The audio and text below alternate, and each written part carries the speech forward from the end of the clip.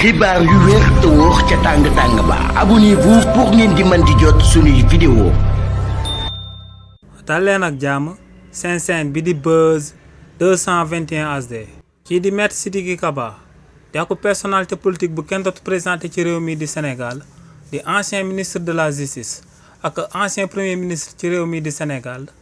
ginnaaw ba mu daan amal présentation livre am bi nga xam ne moom la war a daal di publier lundi bi ñu jëm te mu daal di koy dippee 101 discours d'espoir kookee fësal na foofee ay kàddu daal di xamal sénégalais yi que ne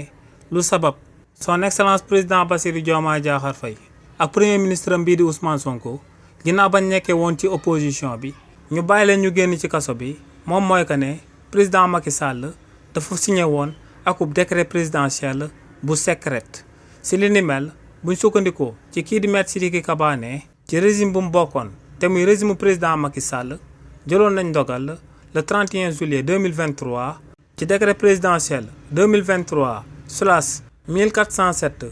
bu 31 juillet 2023 daal di dissoudre parti bii di Pastef waaye tamit ne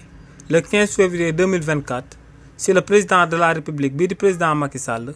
jëlaate woon ndogal daal di amalaat akub décret présidentiel numéro 2024/330 bu 15 février 2024 te ne décret présidentiel boobee moom moo daal di abrogé décret présidentiel bu mu njëkkoon a daal di tudd ngir ñu daal di abrogé loi bi nga xam ne moom la ñu war a andiwaat parti bii di Pastef mu daal di nekk aku parti bu légal te ne décret présidentiel boobee moom moo daganaloon campagne électorale bi nga xam ne moom la son excellence président Bassirou Diomaye Diakhar Faye ak premier ministre am bii di Ousmane Sonko di daan amal ci élection présidentielle 2024 yu ñu daal di génn di daan dàggaan kàddu askan wi.